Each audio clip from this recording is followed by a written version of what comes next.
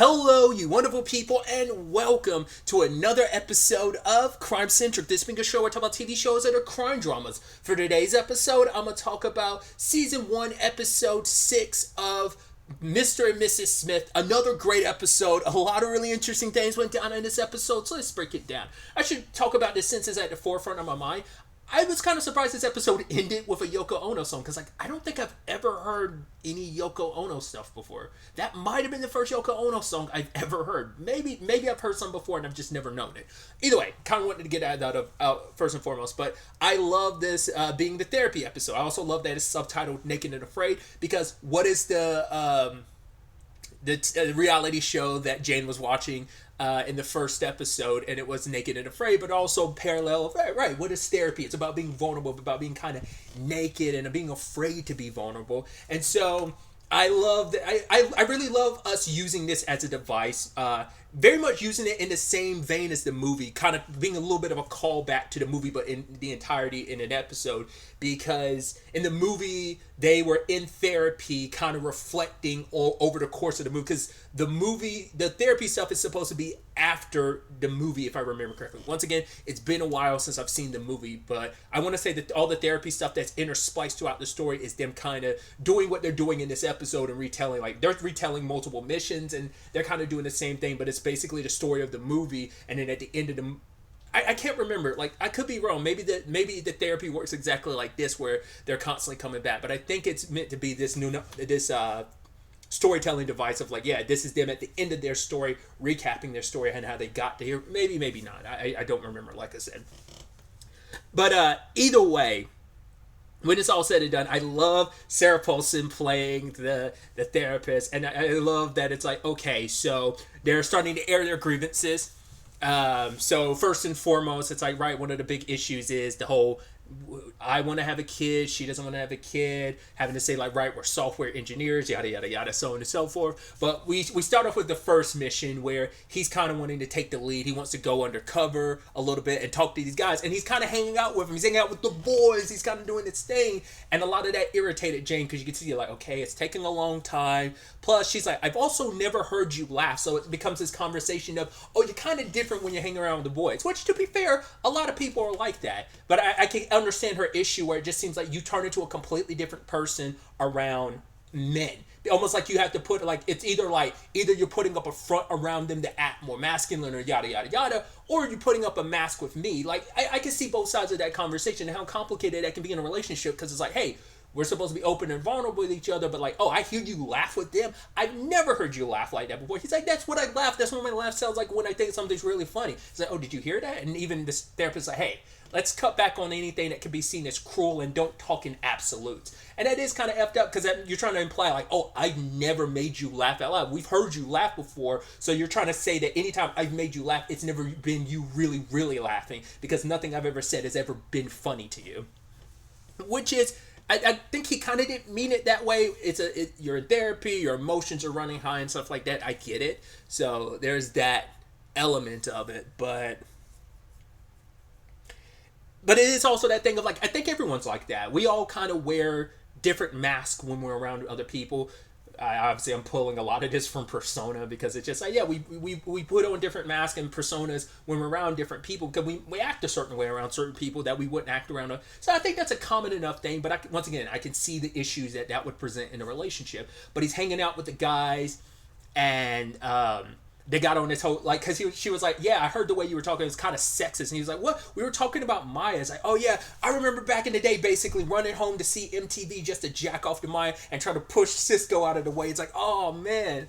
And I even love the therapist being like, whatever did happen to Maya? It's like, yeah, that's what we were talking about. Like, I think she married like a billionaire, and it's like, I don't have to do this anymore. It's like, all right, I remember the music video, loving it. I love that conversation, because it's moments like that where you're like, I could see why Jane later on kind of felt like the therapist liked John more, because, to be fair, he's very charismatic, and I think it's just, I mean, and everyone has their strengths. I'm not a charismatic person. I'm like, I'm terrible around people. I'm not so, like, that's why I'm like, if anyone, I am the Jane in this situation, so I can recognize, like, oh yeah, you're awkward around people. You're not sure how to act around people sometimes. You kind of have to put up a front, you know? once again, going back to the first episode, she was kind of accused of having antisocial tendencies and stuff like that. So he is the more, and we've seen it over the course of the show. She had, for the most part, he's been the more sociable member of the group. The only time we've really seen her kind of like come out of her shell a little bit was when they were talking to the other John and Jane, and also maybe a little bit last episode with Toby. But other than that, it's hot neighbor. So those are the only times we really get to see her sociable. But any other time, he's kind of more of the social butterfly. So I can see why people will gravitate towards him more, and I can see where Jane could feel like, oh yeah, people definitely will like you more because you're a more likable person. Like, I can see that point of view. Because like I said, especially because I am more of a Jane than I am a John in a lot of ways. But what also irked her nerves is like them having this racist conversation. It's like, well, we were having this racist conversation. It's like, well, the conversation of like, oh yeah, I don't want to date like the complication with a Latina. And then one of the people is like, because it's like, oh yeah, because when you date a Latina, you're kind of dating their family too. I'm not speaking from experience. I'm talking about, well, I've never had that situation because I have dated a Hispanic girl like when I was a teenager, but like it was never like.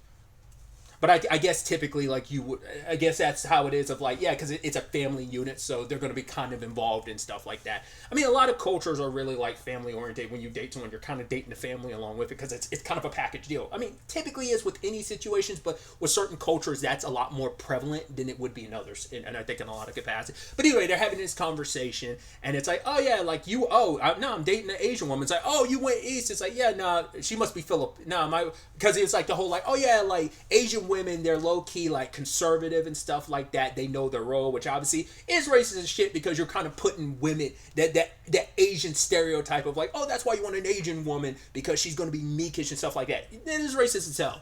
But he's like, no, my woman ain't like that. Like, she's very like outspoken, does her own thing. It's like, oh, she must be Filipino. And it's like, no, but she's Japanese, but I might think she's low-key Korean. And he's laughing. He's like, I'm not saying you're low-key Korean. It's like, but I love that she's like, but John, like, I get it. You have a certain way you talk amongst your communities, and she knows, and she kind of points out like the complicated nature of, yeah, like, you know, it's easy to talk in our own communities about another community, but the problem is when you do that, it can lead to like some racism, because even you can recognize how racist that can be and how insensitive that can come off.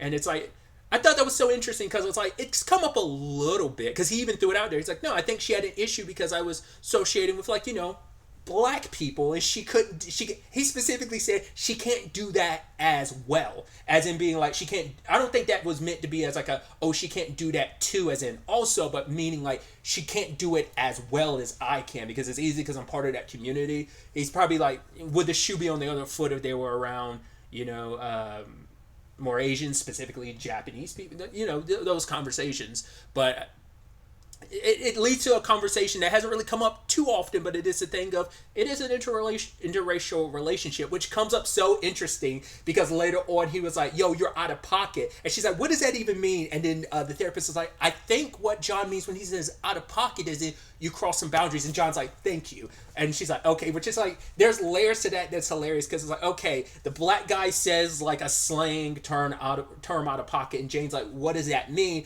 And it took a white therapist to be like, well, I think what he means is like, for her to be the white translator in that was kind of wild, and that makes it like extra funny and kind of fucked up. But it's like, yeah, that's like dating, like interracial dating, and this is kind of one of the episodes where I feel like that's come up the most.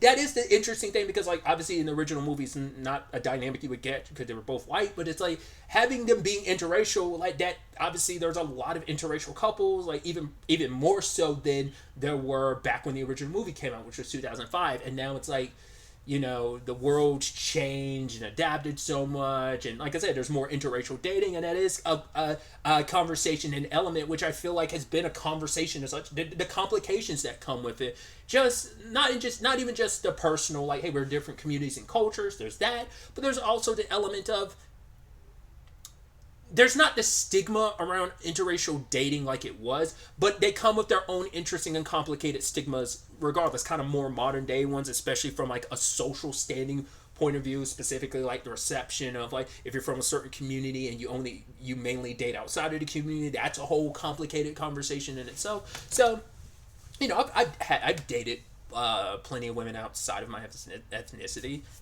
Whether it's dating, whether it's flings, whether it's crushes, whether it's situationships. So I'm not going to speak with some authority on the conversation, but I have my own personal experiences from it. So it is an interesting conversation. It's a very complicated conversation, I think, but I like the way the show tackled that whole thing. So I just thought that was kind of fun and nice, and so it is kind of sad. Jane did kind of ruin that situation because they were just having fun. I guess because he said hey, I'd say if there's an issue, I have to go to the bathroom. She's like, what if you actually have to go to the bathroom? He's like, dude, I'm gonna be in there for 30 minutes. It's not gonna come up. But he was in there a lot longer because it felt nice. He was hanging out with people, being sociable, having fun. And then it's just this thing of Jane just out of nowhere. Because I guess one of the guys was like, who is this guy? In her mind, it's kind of oh, they're getting a little antsy. They might, because they had asked early on in the conversation who he was, but he had given out this advice, which I thought was so interesting. Because they had such interesting conversations because they're yo, branding's such a big thing. It's yo, look at cops.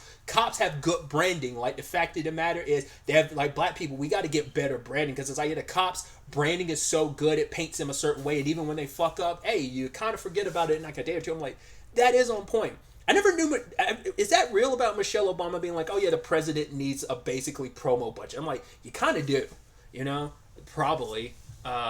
And the problem is a lot of people probably see through that nowadays and stuff like that because a lot of stuff is just seen as very disingenuous regardless. So I think that was such an interesting conversation. And for Jane to kind of out of nowhere shoot and it was yeah, grab the bag and let's go. Kind of love after two of the guys was dead. You see John turn to the window almost what the fuck are you doing? And turns to the last dude and he ends up having to kill. It's she didn't even kill the last dude. She just killed the other two dudes and it was up to John. It's that could have been a nasty situation. It's all right, cool, grab the bag and let's get out of here. She never explained why she went crazy and just pulled the trigger out of nowhere. It's not she's I saved your life. He's no, you actually put my life in danger because you killed those two. You left that guy for me to kill. If I hadn't pulled out my gun in time, but she's probably thinking we never got into it. Not really into it because it's why did you feel the need to pull the trigger? Because you're oh, it's taking too long. We got to get the mission done. Yada yada. Probably could have saved less bloodshed and stuff because their job was probably to get the bag. It probably wasn't to kill everybody. But he was so caught up in the moment. I think she was, whether she'll admit it or not, I think there was a little bit of annoyance in oh, you did this. So there's that. I love that the therapist also made some whole point about what was it she said. She said she made some metaphor about some experience she had, and then Jane and John were nodding their head, and when they left they were what the fuck was she talking about with that monkey thing? I have no idea. I was lost. I was where do I look? And they're kind of laughing about it. And it's yeah, he's I don't know. Was I the monkey in that situation? Were you? He's was that a racist thing of yo, don't you make eye contact with me? And then we cut back to the next therapy session because this is told over the course of 3 therapy sessions over the course of 3 weeks. And in between missions kind of end up influencing the next therapy session.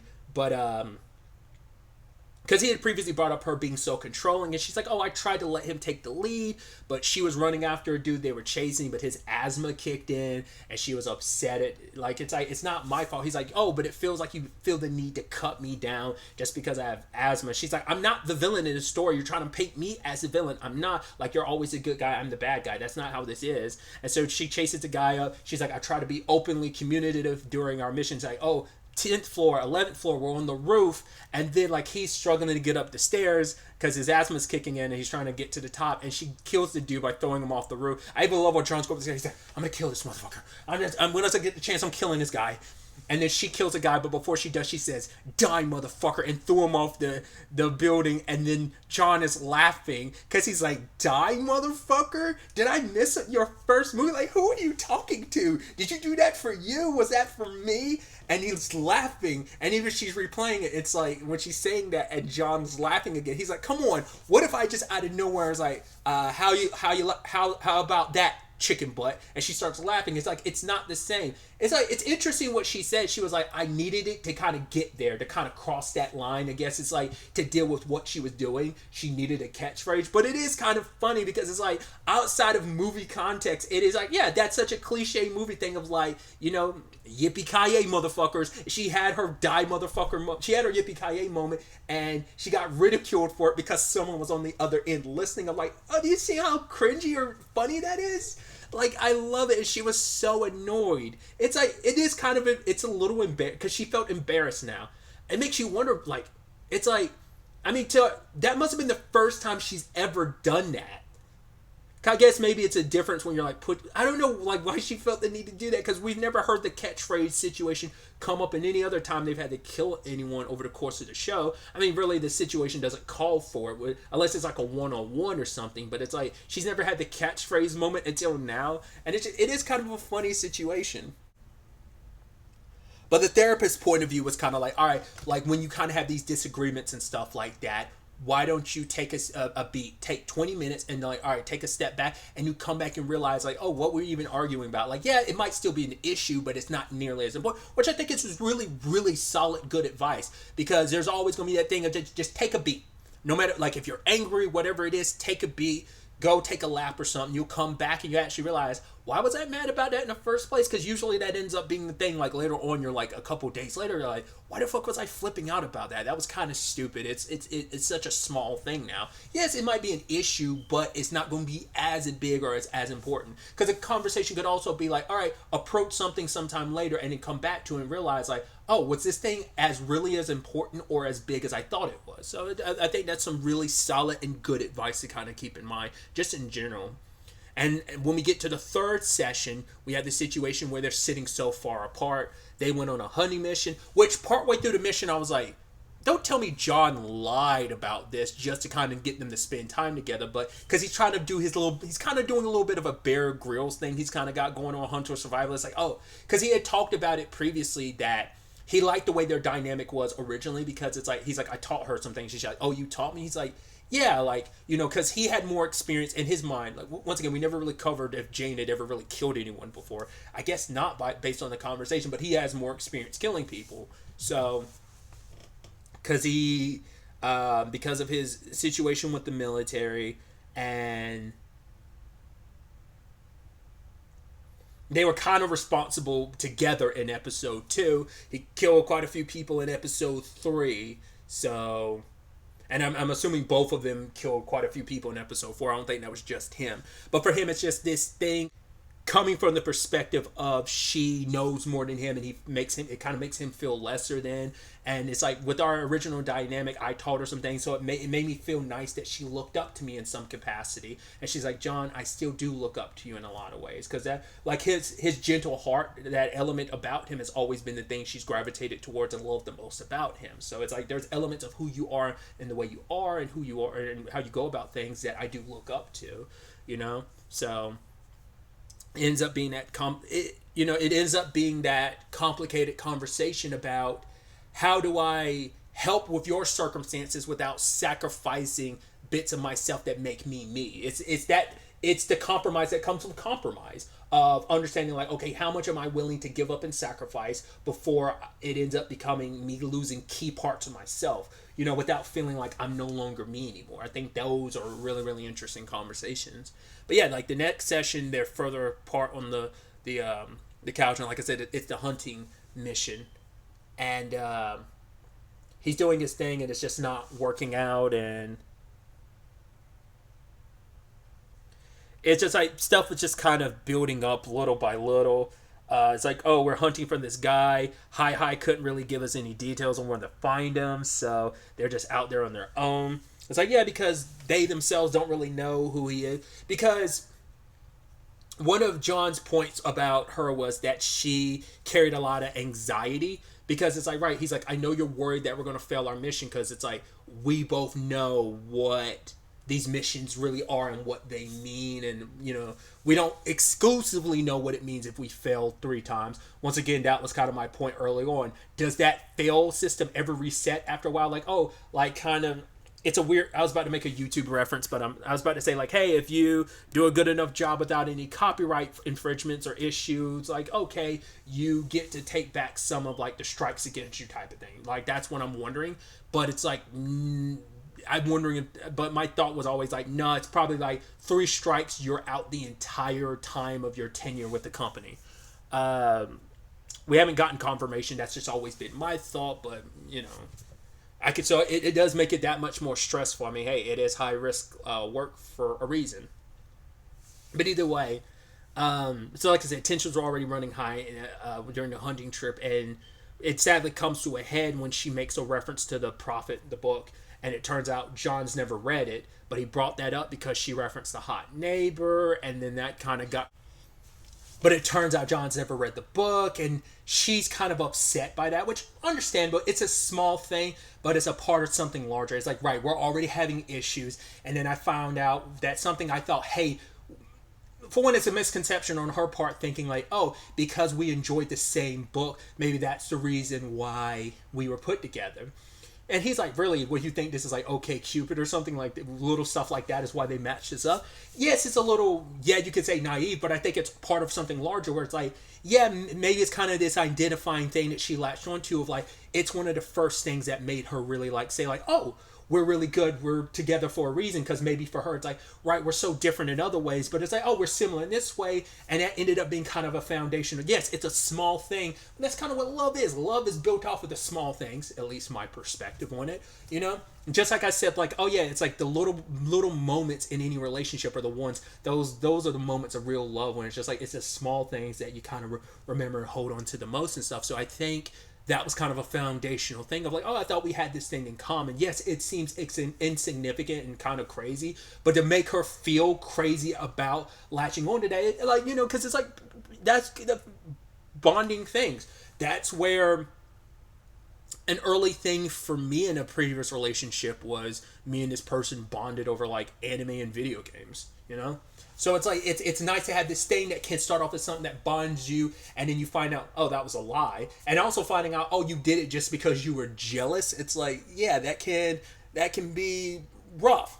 And so even the therapist was like, oh, so it really was about a book. But she was like, no, it was much more, because it was kind of a symptom of something much larger. And then, you know, it leads into this larger conversation about them, and I forgot what started the conversation about his mom, which he's like, you say I'm obsessed with my mom, but you're the one that's obsessed with her. He's like, yeah, it's unnatural that you call her like 5 times a day, but it's back to the conversation of, because she's also the one that claimed, because that was also interesting, because she made maybe not, it wasn't a vow, yeah, it was a vow of like, I won't judge you for how often you call your mom or something like that. Like she had made a vow about that like last episode or something, which I think is kind of funny they brought that back in that way. But she was kind of judging him for it. Once again, it's an argument when you, especially, cause whether you mean to or not, when you're in an argument, you kind of want to win. So you'll throw out whatever daggers you can just to like stick that person and dig it in deeper. So you're going to throw in like some grievances you've had that you might have overlooked. But in this heated moment, you decide to use them, like, oh, this is in my back pocket, here, bam, bam, bam, bam, let me throw out all the knives, pocket sand, you know, kind of throw you off guard by throwing in some pocket sand there as well. But then he was kind of getting on her, because he's like, yo, look at my mom's good, her husband died, I ended up being the only man in her life, don't say that about me just because your dad's the only person in your life, that person you don't talk to. For him, it's like, you not talking to your dad at all is weird, considering like your mom died, which at first I was like, did you ever confirm that her mom actually died? Because on screen she's never talked about her mom. Her dad's come up in conversation, and that's about it, about how she doesn't fuck with her dad. That's as much as we've gotten about her personal life. And at least we as the audience, obviously they've spent a lot of time together, but I do feel like on a personal level, at least we know a little bit more about, well, I would say we probably know just as much about Jane, because it's like, the only real thing we know about John is like, well, we've met an ex, and we've met, you know, the conversation of his mom, so it's like, in the grand scheme of things, it's like, we know a little bit more about John, but it's not that much more than we know about Jane. But either way, John kind of went dagger in twisting himself, and I think he got it. He sadly he won the argument, because he started calling her out, being like, oh, you're a robot, you're up here, like, he's calling her weird for like, oh, you don't know how to actually convey emotions, you're just pretending how to be a person because you don't really know what it means to carry somebody. You're like, oh, say you wouldn't be a good mother, and that's why you wouldn't. Like, he crossed the line. But once again, it's like, once you get your feels and you're arguing, you want to go for the jugular, and he went for the jugular. And she asked him the question ultimately, who's your emergency contact? And he was like, my mom. And she's like, well, you're mine. It's like, that shows you how much I care about you, how much I love you, because she made it clear, like, don't say like she doesn't care. She deeply does care about you. We learned that in episode 3, because they'd even brought that up during the therapy session of like, oh yeah, my dick. Yeah, she's like, I saved your penis, and he's like, yeah, well, good for it, because I'm not using it much, you know. And he played her piano, and the therapist was like, oh, that's a piano my grandparents had when they from the war, the Nazis would make them play. He's like, oh, I didn't know that was a non-playing piano, and she's like, yeah, don't worry, other people do that same thing too, they play it. He's like, hey, you probably should put a sign, because you had the whole Venmo sign code thing like outside the door, outside for us to like scan and pay for the therapy sessions and stuff like that. I just so it's kind of sad that things ended that way. And also, the mission didn't go too well. All they said was, hey, our boss was not too happy. But the thing is, like, I don't know if it counted as a fail, because it seems like it did, because they never found the guy. So I don't know if they're back. Once again, does the strike system recuperate after a while? Or they on their last fail, like, oh, we fail again, we're fucked? We'll see. So the therapist was kind of suggesting, like, and obviously she's saying all the stuff like, yeah, your job's not that important. You guys don't have to work together. It's not like someone's holding a gun to your head saying you have to stay together. And just like the camera cutting to both of their reactions, them just trying not to give anything away with their expressions. But it's like, yeah, we learned the hard way. We learned in episode 4, like, we can't just leave each other like we thought, so. Oh, I'd also completely forgot to talk about it. It came up at the beginning of the therapy session in the first chunk of, oh yeah, she told John about what Hi said about replacing him, and it's like, no. It's like, yeah, our boss likes you more. She's like, he doesn't like me more. It's like, yeah, he definitely likes you more, which is so interesting because, it's like, they're favored the most by their boss. She's favored most by their boss, but she says most people like John more because he's a lot more likable. And I guess it's like, maybe Jane's even internalizing that of, if that's the case, what does that say about me that our boss likes me a lot? It's because I'm not likable, because I am quote unquote robotic, that he likes that I'm proficient at what we do. So I think that conversation in itself can, speak volumes. So I thought that was I think that's a deeper layer to it. So. But it's like, okay, well, what they were going to plan on doing now, it's like, well, let's talk to our boss and see if we could work separate missions for a while, because us working together all the time, you have time off, but your one day off ended up being a double date, which put you on the mission, which that was shitty, and who knows if they've had any other days off since then, so. But yeah, and then they found out, like, oh, here, it's a recording. It's like, what? It's like, yeah, I'm recording all these conversations. I'm like, well, they did whisper. We don't know how many conversations they muttered and whispered to themselves the moment she left. I mean, I get it. You don't want any traces of these conversations. Granted, they're vague enough that you won't have to worry about it, but it's also the thing of, and you're also using fake names, but it's still stuff that can be traced back to you, and you don't want any traces, which I'm like, we haven't really gotten to like how it really all works, but like, you're running around, you're not fully stealthy, but I guess like, hey, a person running by you, some shit happening, like, I don't know if the company helps delete like footage and stuff, like the guy that Jane threw off the roof. I'm like, what about like security cameras for that building that show you were there? Like, someone could connect the dots, but I guess the company's there to cover your tracks, I mean, it's I guess it's no different from like Hitman. It's a dude running around with a barcode. Yeah, he's in disguise and stuff like that sometimes, but it's like, oh, what you kind of, I mean, in that case, it stands out. It's a bald dude with a barcode in the back of his head. It's a little different, I know, but still, it's just, I've started getting caught up in the semantics of it. It's like, how do you cover your tracks with all that, Because there are people in these situations who have seen your face, but I guess it's like, fake names and stuff will make it hard, especially if you're doing jobs around the world. No agency is going to fully connect all these dots. Once again, they probably have agents around the world that help like delete any footage or like cover any like traces of your existence. So I'm like, you have a full team in support of you in that capacity. That's my only justification for like how you've been able to go at it for so long and not really have to worry about that. I mean, even last episode, you like fired off shots in the middle of like a crowded street to break up a wedding. So you paid out for family to get you and Toby across on a boat, but it's like, yeah, they'll give some vague description about the people. You can't necessarily fully trust witness testimony type of shit, eyewitnesses and stuff like that, because your memory's not that good. It can be very unreliable.